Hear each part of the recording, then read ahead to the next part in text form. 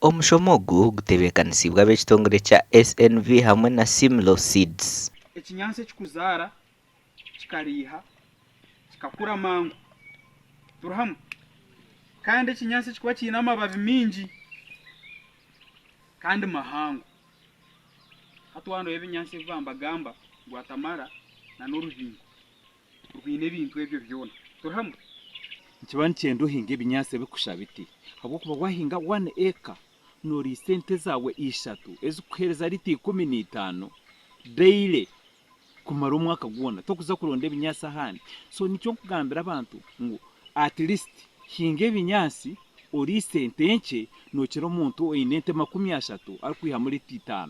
Aba beegyesiibwe okuhinga ebinyansi ebirikugumira embeera y'obwire kibaheera okugumana ebyokurya by'amatungo gaabo omu bwire bw'ekyanda. Kaimani tingu makere ne makungu omushana gwatandikire kushu bana nebimanyi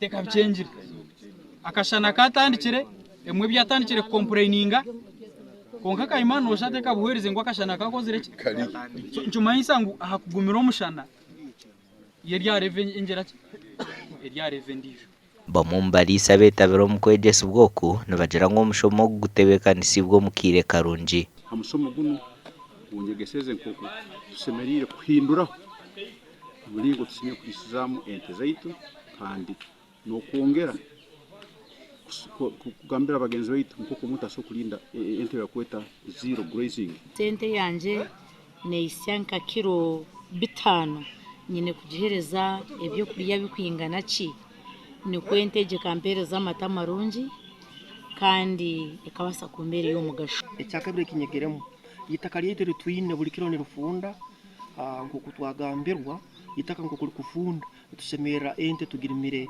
ebinyansi nukwo ebiine ebyokurya ebirungi ebiragirinda. Gasha kwa Daniel Bingana.